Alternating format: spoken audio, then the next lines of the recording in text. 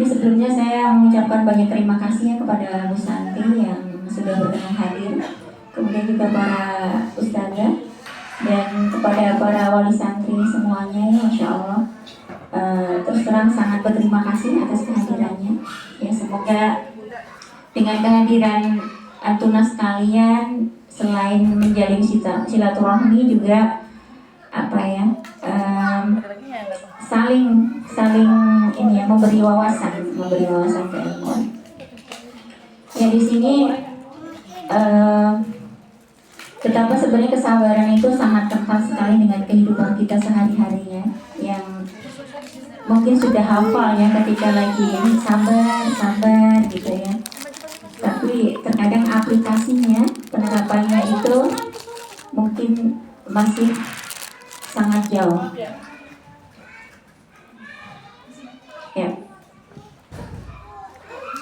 Menanam hafalan Al-Quran pada anak ibarat menanam pohon. Jadi kalau pohon itu butuh air, butuh cahaya, butuh waktu untuk berkembang, sama halnya ya. Ketika kita menghafal Al-Quran itu, kita butuh waktu. Ada yang waktunya sebentar, ada yang lama ya. Saya punya teman itu kondisi, saya udah sering cerita ini ya. Kondisi beliau itu cacat ya, cuma bisa tidur aja, tetapi bisa menghafal Al-Quran 30 juz itu cuma dalam waktu 1 tahun 6 bulan. Masya Allah ya, diberi karunia seperti itu. Ada yang 2 tahun selesai, ada yang belum selesai. Kemudian juga pohon juga butuh air. Nah, airnya ketika kita menghafal Al-Quran itu adalah kesabaran ya. Sabaran, kemudian pohon juga butuh cahaya untuk melakukan sintesis, dan menghafal Al-Quran pun juga sama, butuh cahaya, yaitu cahaya kasih sayang. Kasih sayang itu sekali.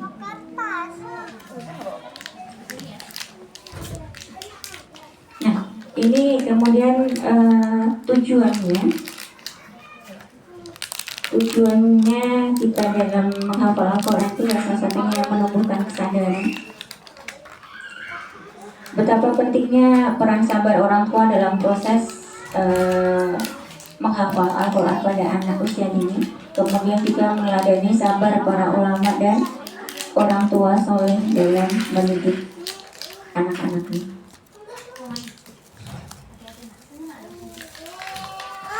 Kemudian keutamaan menghafal Al-Quran ya. Sejak kecil kenapa? Ya. Yang pertama itu adalah membentuk akhlak mulia. Menghafal Al-Quran sejak kecil ini membentuk akhlak ya. Anak yang menghafal Al-Quran ini akan mendapatkan syafaat di hari kiamat. Insya Allah pahalanya akan mendukung mereka di akhirat, menjamin tempat yang baik di sisi Allah Subhanahu wa Ta'ala. Kenapa sih harus dimulai sejak kecil ya? Dari kecil kenapa buru-buru kita kenalkan dengan Al-Quran, dengan menghafal Al-Quran? Sebenarnya anak usia dini ini adalah memiliki daya ingat yang kuat ya, dan punya hati yang bersih.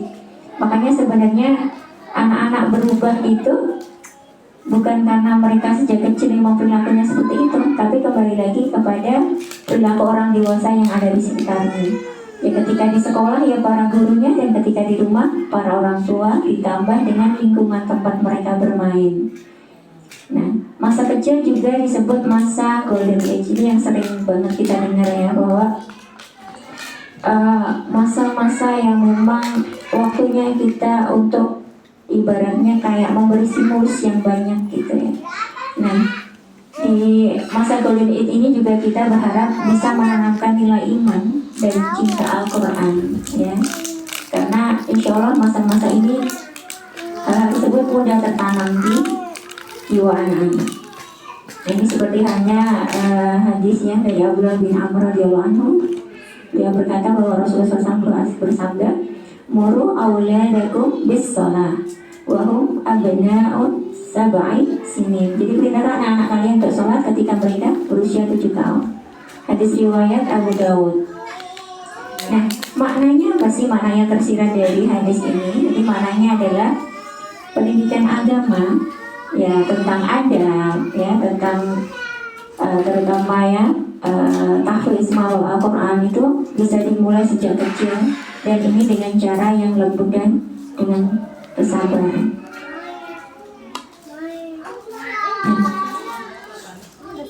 Makna kesabaran bagi orang tua, ya, seperti halnya dalam Al-Quran surat Al-Anfal ayat yang 46, dan bersabarlah kamu, sungguhnya Allah beserta orang-orang yang sabar.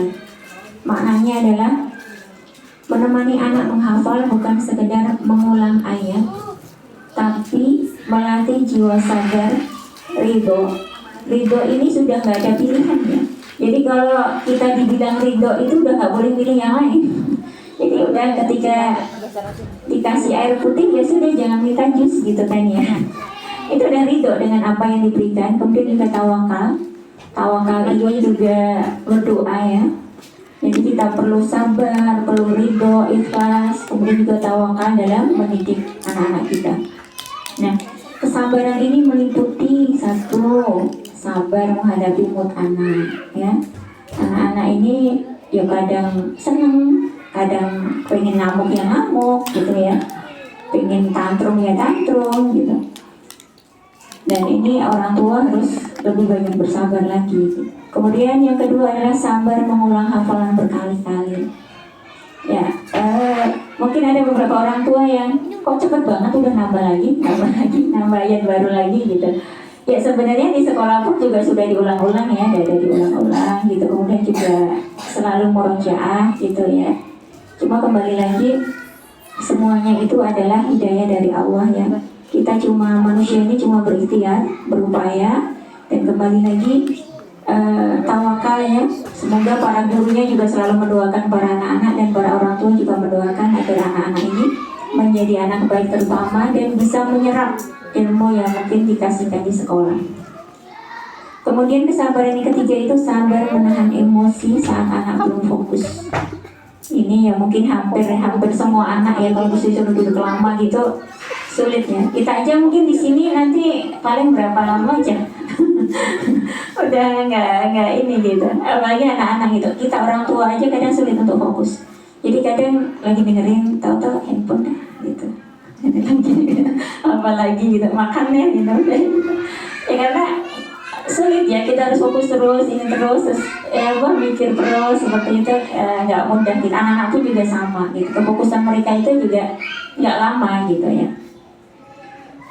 Kemudian juga sabar berdoa dan tidak cepat menuntut hasil. Ini yang harus sering kita tanamkan pada diri kita ya sendiri ya, bahwa berdoa sendiri itu kan ada 3 ya hasilnya gitu. Ada yang Allah itu langsung memberikan pada saat itu juga ya.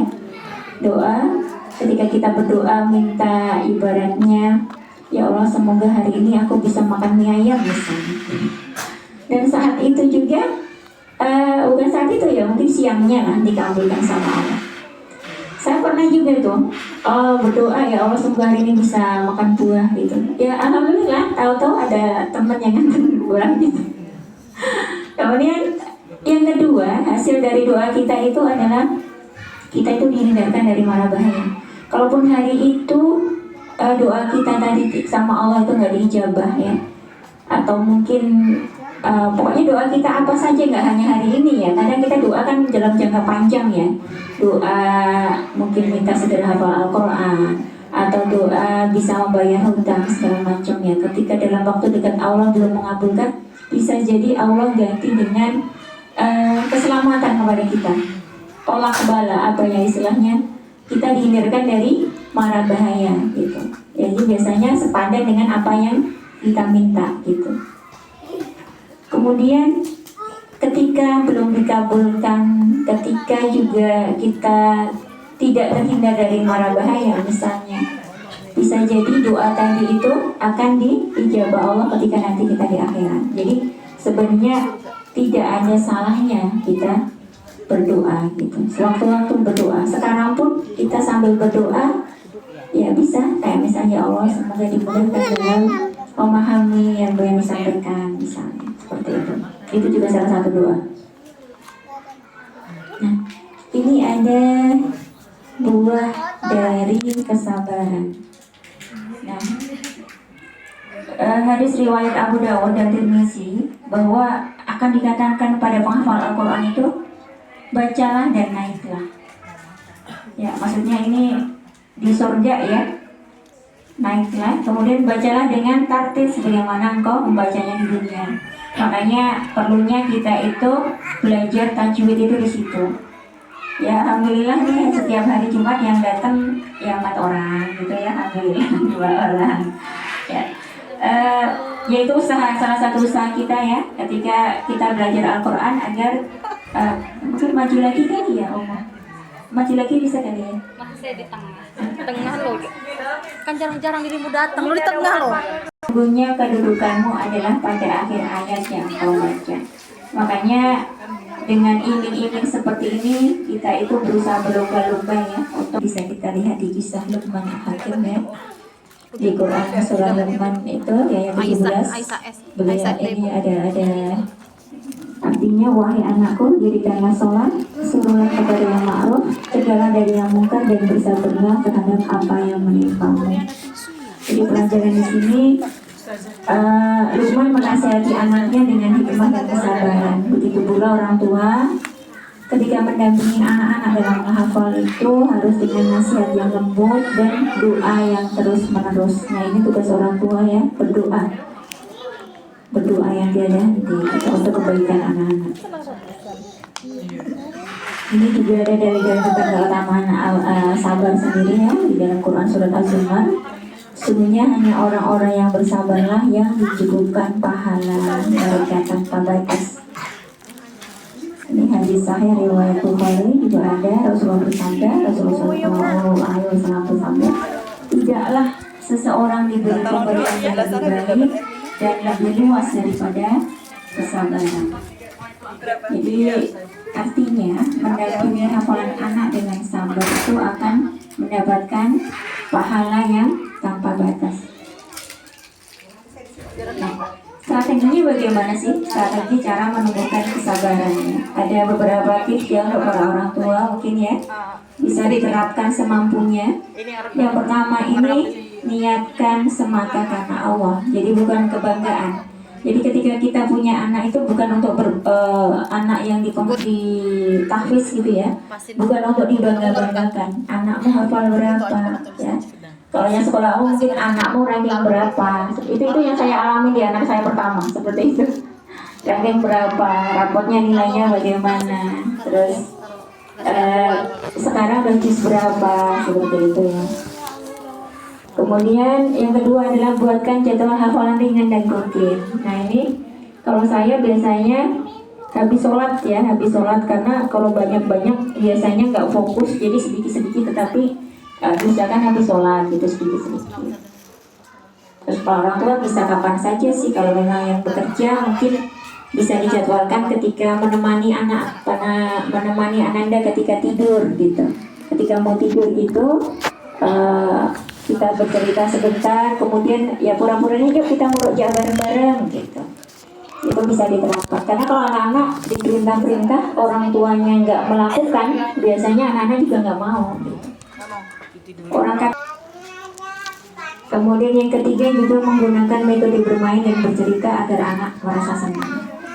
Ya, kayak terutama untuk menghafal huruf-huruf hijaiyah bisa tuh ditaruh ditempel di mainannya misalnya. Nanti pura-pura mencari huruf apa seperti itu. Atau ditempel di mana anak-anak disuruh nyari, coba kita cari huruf jim misalnya. Hal seperti itu bermain, tetapi anak-anak juga akan melihat, terus ibunya juga menyuarakan hurufnya tadi. Kemudian yang keempat adalah memberikan apresiasi kecil setiap pencapaian. Ya, jadi sebenarnya nggak perlu janji kayak pemerintah yang mau kampanye gitu ya. Kita cukup ketika anak kita sudah mencapai mungkin hafal 1 surat misalnya, tiba-tiba kita kasih senek misalnya, atau tiba-tiba kita peluk misalnya, itu juga sudah apresiasi pencapaian gitu. Itu hal sederhana yang kita bisa lakukan dan pastinya anak-anak pasti senang. Mana ada sih yang anak dipeluk orang tuanya nggak senang gitu? Ada senang gitu kan? Cuma pelukan aja senang, cuma dikasih senyum aja senang. Anak-anak itu ketika kita senyum senang. karena kita sering cemberut. Iya, karena kita itu lupa loh untuk senyum ke anaknya, lupa. Kalau ke orang aja kita sampai senyum lebar gitu. Kalau kata Ustaz Sulam berapa itu? 227 ya. 2 cm ke kanan, 2 cm ke kiri, kemudian selama 7 detik gitu kan. Itu mungkin kalau ke orang kita senyumnya mekar banget gitu. Tapi kalau di rumah itu kok kadang ke anak sendiri aja terlupa gitu. Padahal mereka juga butuh kita gitu untuk tersenyum. Kemudian yang kelima ini berdoa, yang kembali lagi berdoa, karena apapun yang kita lakukan itu semuanya adalah kita itu nggak punya daya upaya gitu, semuanya adalah kehendak Allah. Berdoa setiap hari agar hati anak ini dimudahkan dalam mencintai Al-Quran. Gak apa sedikit, tapi isi rumah itu lebih baik ya. Kayak kita sedekah aja 2.000 tetapi rutin ya. Kalau nggak bisa sehari sekali, seminggu sekali 2.000 tapi rutin gitu, insya Allah lebih berkah daripada kita 100.000 tapi setahun sekali gitu kan ya. Ya sebenarnya rutin setahun sekali tapi kok ya jauh banget gitu. Nah, ini juga anak-anak itu perlu lingkungan yang mendukung ya. Lingkungan keluarga itu berupa kehangatan dari orang tuanya. Terkadang tanpa kita sadari ya, ayah ibu itu saling mementingkan ego sendiri-sendiri gitu. Akhirnya kadang berantem yang didengar anak-anak ini membuat anak-anak itu nggak nyaman, membuat anak-anak itu panik, cemas gitu. Mungkin nggak ngomong, tapi terkadang itu terbawa ke mimpi atau terbawa ke harian gitu. Cemas nanti jangan-jangan orang tuanya gini kayak gitu. Itu berpengaruh sekali. Kemudian tujuan juga yang realistis. Jadi memang kita itu benar-benar apa ya, sama Allah juga ya, berharap, punya harapan. Entah nanti hafalnya selesainya kapan, kita berharap anak-anak ini bisa menghafal dan kemudian juga menerapkan dalam kehidupan sehari-harinya. Nah ini juga ya penguatan positif yang kayak tadi, yang memberikan motivasi. Mungkin bisa diterapkan setiap berangkat itu kita peluk anak-anak, kita cium mereka sambil kita kasih kata-kata yang positif ya. Nanti yang baik ya di sekolah, kalau nanti berbagi ya sama teman, atau nanti jaga ya tangan kakinya, gunakan sesuai fungsinya. Nanti sampai di sekolah saling ya Mbak Ustazah misalnya. Itu kata-kata positif, kata-kata motivasi juga. Kemudian juga nanti semoga lebih fokus ya hari ini ya. Pokoknya hal positif yang bisa kita tanamkan setiap hari lah. Bisa kita lakukan ketika mengantar anak-anak ke sekolah. Ya kalau malu dilakukan di depan sekolah, di rumah sebelum berangkat itu kadang yang ngantar tidak beda ya. Kalau bisa orang tua bisa memeluk, bisa mencium mereka. Nah ini ada tiap-tiap menghafal ya.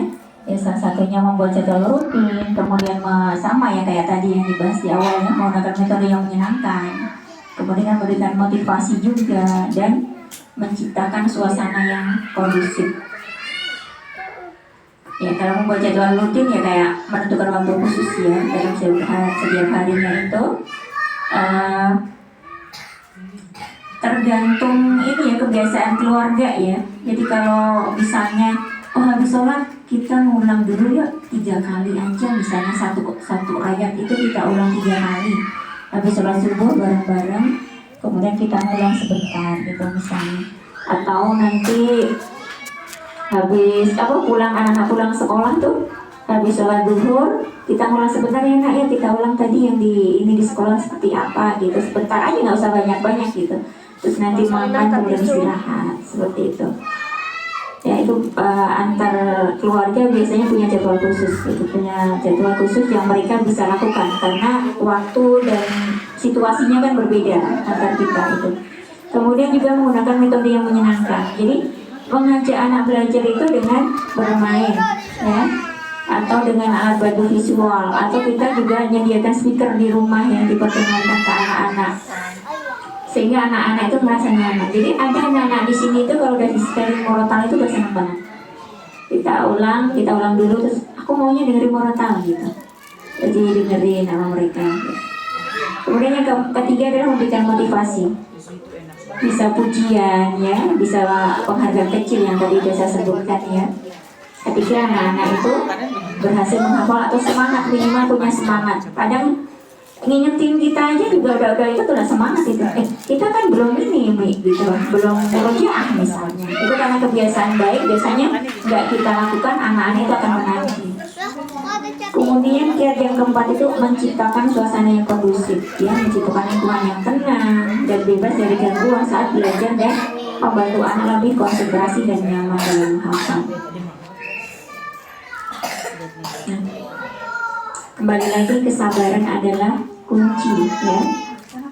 Kesabaran adalah kunci dalam menghafal Al-Quran bersama anak-anak. Kesabaran orang tua dalam menemani anak menghafal Al-Quran adalah kunci kesabaran. Jadi kesabaran ketika mereka tadi moodnya kurang baik, kita harus punya ini lagi. Jadi orang tua itu harus pinter ya. Orang tua itu punya banyak wawasan karena harus tahu salahnya anak gitu.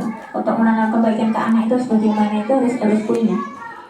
Kemudian juga sabar dalam mengulang-ulang. Ini yang kadang bikin mulut kita capek ya.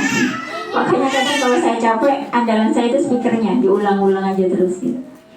Kemudian dengan bimbingan penuh kasih sayang, mereka juga membangun fondasi spiritual yang kuat dan menciptakan ikatan emosional yang mendalam.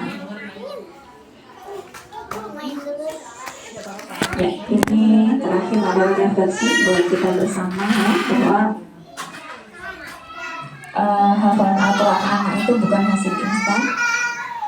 Setiap tangis, lelah dan doa orang tua itu adalah bagian dari pahala yang Allah akan hitung nanti di akhirat. Ya, marilah kita jadi orang tua baik di sekolah maupun di rumah itu orang tua yang sabar ya, pendamping yang sabar, bukan hanya ngawasin hafalan anak. Sebenarnya bukan hanya hafalan ya, karena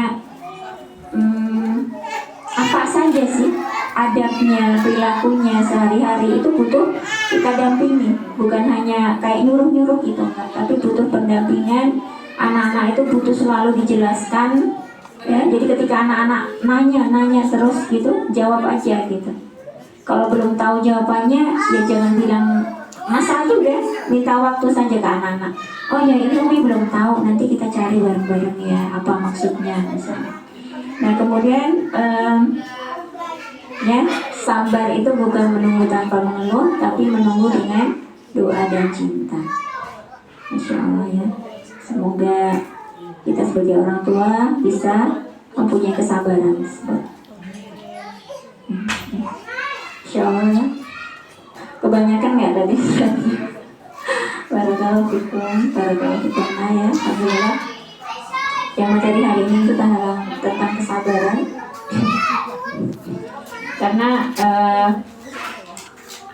ada beberapa anak yang nggak sabar ya, salah satunya kayak tantrum segala macam, itu sebenarnya adalah kerjaan kita orang tua. Contohnya ketika anak bangunnya telat, sekolah bangunnya jam 8, sekolahnya jam 7 taruhlah. Itu kadang-kadang dibangunin cepat benar mandi, cepat makan, lewat ini gitu.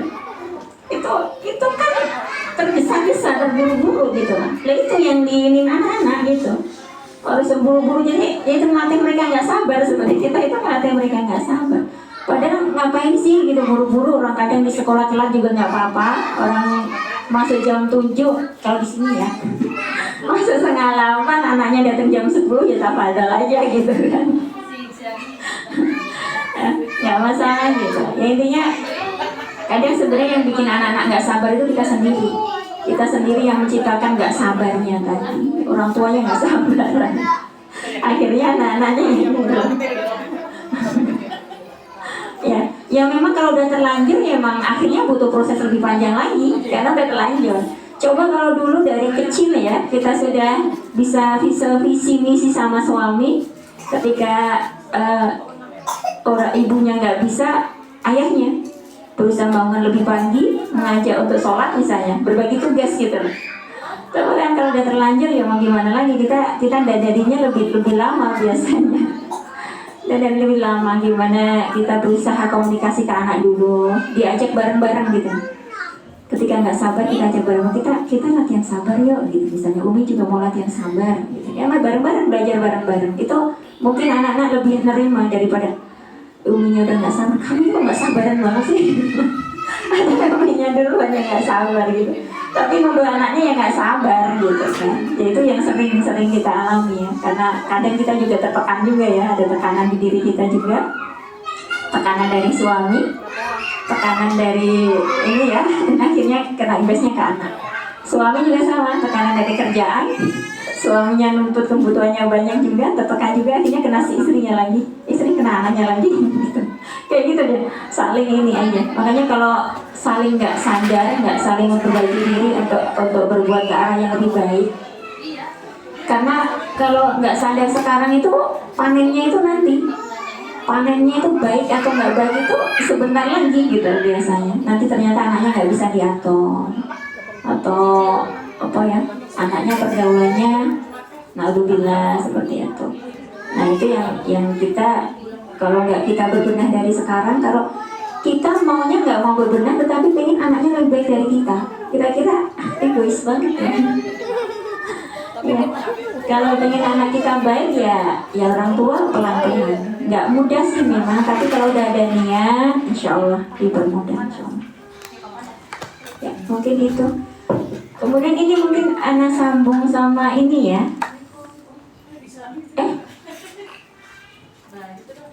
Ana sambung sama